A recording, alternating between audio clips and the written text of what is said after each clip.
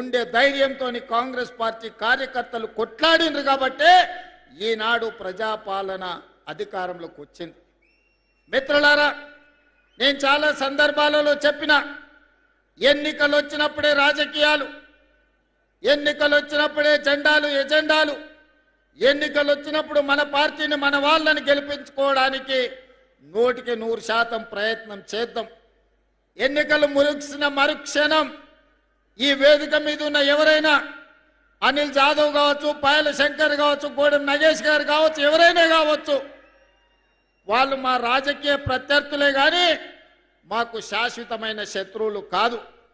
ఈనాడు మేము వాళ్ళని శత్రువులుగా భావించడం లేదు. భిన్నమైన ఆలోచనలు ఉండొచ్చు, అభివృద్ధి విధానంలో వాళ్లకు మాకు భిన్నాభిప్రాయాలు ఉండొచ్చు, అవి భేదాభిప్రాయాలు కావు. అందుకే ఈనాడు ఈ అభివృద్ధి ప్రణాళికలో పార్టీలకు అతీతంగా ప్రభుత్వ కార్యక్రమంగా మిత్రులందరినీ పిలిచి వాళ్ళతోని మాట్లాడిపించి మీ ప్రాంత సమస్యల్ని వారు మా దృష్టికి తీసుకొస్తే ఆ సమస్యల్ని పరిష్కరించాలన్న కృత నిశ్చయంతో ఈనాడు అనిల్ జాదవ్ కావచ్చు, లేకపోతే గోడెం నగేష్ కావచ్చు, అందరిని కూడా మాట్లాడిపించినాం. నేను ఎందుకు ఈ వేదిక మీద నుంచి మాట చెప్తున్నా అంటే 4 కోట్ల తెలంగాణ ప్రజలు ఆలోచన చెయ్యాలి. తెలంగాణ రాష్ట్రం వచ్చిన 10 సంవత్సరాలలో ఈ సంస్కృతి ఎన్నడైనా ఉన్నదా? ఈ సాంప్రదాయం ఎన్నడైనా కొనసాగించిందా? ఆనాడు ముఖ్యమంత్రులు మంత్రులు వస్తున్నారంటే ప్రతిపక్షాలకు సంబంధించిన ఎమ్మెల్యేలను కార్యకర్తలను పోలీస్ స్టేషన్లో నిర్బంధించి బందర్ దొడ్లో కొట్టినట్టు పోలీస్ స్టేషన్లో కొట్టేటోళ్ళు. ఇవాళ పరిస్థితి లేదు.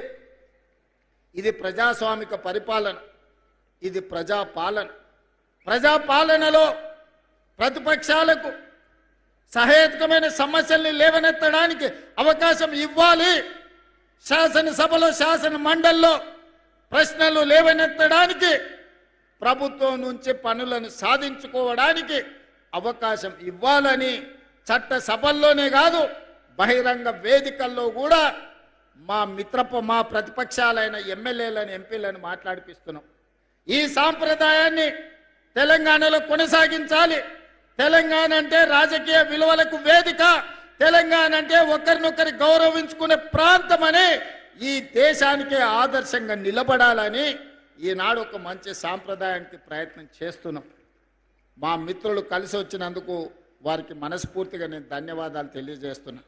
కొంతమంది కొన్నిసార్లు మైకు వస్తే చాలు ఏది మాట్లాడుతున్నాం, ఎందుకు మాట్లాడుతున్నాం, ఎప్పుడు మాట్లాడుతున్నాం, ఎలాంటి భాష వాడుతున్నామనే విచక్షణ కోల్పోయి ఏది పడితే అది మాట్లాడడం ద్వారా పేదలకు, దళితులకు, ఆదివాసులకు, గిరిజనులకు అన్యాయం జరుగుతుంది. ఇన్నవాడికి మాట్లాడడానికి వచ్చే నష్టం ఏం లేదు. కానీ అదే సమస్యల్ని ఒక పద్ధతి ప్రకారం లేవనెత్తితే ఈనాడు మంజూరు చేసిన ప్రాజెక్టులు మా శాసనసభ్యులు ఏం లేరు. ఈరోజు young India integrated residential school కావచ్చు, సాగునీటి ప్రాజెక్టులు కావచ్చు, రోడ్లు కావచ్చు, ఇచ్చిన పనులు కాంగ్రెస్ పార్టీ శాసనసభ్యులు, పార్లమెంట్ సభ్యులు లేరు.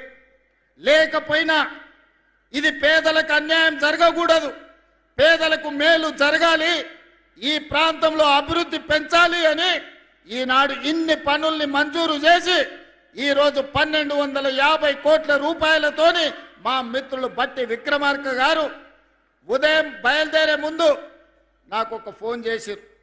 మనం నిర్మల్ కూడా young India integrated residential school ఇస్తే బాగుంటుంది అని. నిర్మల్లో మా ఎమ్మెల్యే గారు ఏం లేరు, కానీ అక్కడి ప్రజలు మనవాళ్ళే, అక్కడి ప్రజలు తెలంగాణ బిడ్డలే. నిర్మల్కు కూడా young India integrated residential school తక్షణమే మంజూరు చేయండి అని బయలుదేరే ముందు 200 కోట్ల రూపాయలతోటి నిర్మల్ శాసనసభ నియోజకవర్గానికి కూడా ఈనాడు స్కూలు ఇచ్చి ఈరోజు ప్రారంభోత్సవ కార్యక్రమాల్లో మనము ఇంక్లూడ్ చేసుకున్నాం.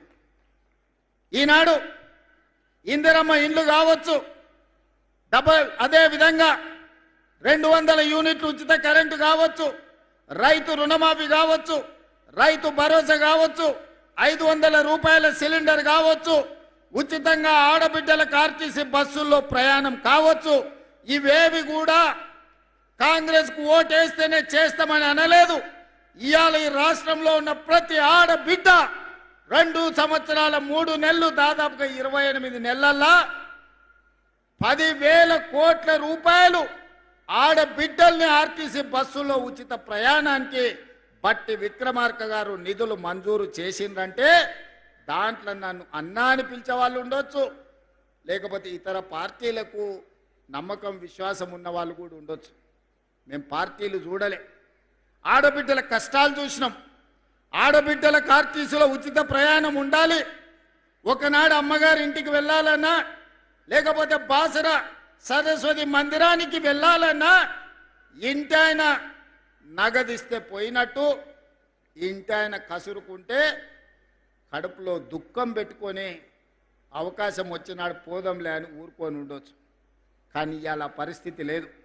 మా అక్కలు ఈడు ఉన్నారు, మా అక్కలు చెప్పాలి. 2023 డిసెంబర్ 9 నాడు ఆర్టీసీ బస్సుల్లో ఆడబిడ్డలకు ఉచిత ప్రయాణం అన్నాం. దాదాపుగా 28 నెలలైంది. మా అక్కలు ఇక్కడ సాక్షి. మా అక్కలను నేను అడుగుతున్నా, ఏ ఆర్టీసీ బస్సులన్నా ఎవరన్నా ₹1 బస్ టికెట్ కోసం మిమ్మల్ని ఎవరైనా పైసలు అడిగినరా అక్క? ఎవరైనా అడిగినరా? ఎక్కడైనా సరే ఆదిలాబాద్ నుంచి హైదరాబాద్ కానీ, ఆదిలాబాద్ నుంచి అలంపూర్ కానీ, లేకపోతే బాసర నుంచి భద్రాచలం కానీ, లేకపోతే ఇక్కడుండే సత్యనారాయణ స్వామి మా పెద్దలు ప్రేమ్ సాగర్ రావు గారు చెప్పారు, ఆ గుడి నుంచి యాదగిరిగుట్ట లక్ష్మీ నరసింహస్వామి దగ్గరికి పోవాలంటే ఎప్పుడన్నా ఆడబిడ్డలు బస్ ఎక్కి ₹1 ఎవరన్నా అడిగినరా? అడిగినరా అక్క? అడిగినరా? నేను ఆయననే చెప్పిన, ఎవరన్నా మిమ్మల్ని బస్సు టికెట్కు పైసలు అడిగితే మీ తమ్ముని ఫోటో బ్యాగులో పెట్టుకోండి, మా తమ్ముడు పట్నంలో ఉంటాడు, బస్ కిరాయి పైసలు గాడిస్తాడు, తీసుకోపో అని చెప్పి ఆయనకి చెప్పుర్రి అని. ఆయన నుంచి ఇవాళటి వరకు 10,000 కోట్ల రూపాయలు ఇవాళ మా ఆడబిడ్డల కోసం ఈ ప్రభుత్వం ఉచిత బస్సు ప్రయాణానికి ఖర్చు పెట్టింది. ఇవాళ మా ఆడబిడ్డలు ఈడు ఉన్నారు, మీ ఇళ్లలో కరెంట్ ఉన్నది, మీ కళ్ళల్లో ఆనందం కనిపిస్తుంది.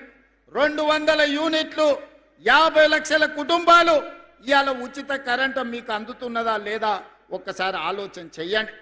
ఉచిత కరెంటే కాదు, ఆనాడు గొప్ప మాటలు చెప్పారు. డబల్ బెడ్రూమ్ ఇల్లు ఇస్తామన్నారు. కొడుకు కాడోళ్ళు ఉంటే ఏడ ఉంటారు, బిడ్డ అల్లుడు పండగకు వస్తే ఏడ వండుకుంటారు, కోడిపిల్ల మేకపిల్ల ఉంటే ఏడ కట్టేస్తారని అడిగారు. డబల్ బెడ్రూమ్ ఇల్లు రాలే. ఆనా పిల్లంటలో కోడిని ఆకాశంలో కట్టి కింద ఉత్తాన్నం తిన్నట్టు నడిచిపోయింది. కానీ ఇవాళ మన ప్రభుత్వం వచ్చినాక 4,50,000 ఇళ్ళు 22,500 కోట్ల రూపాయలతోని నియోజకవర్గానికి 3,500 ఇళ్ళు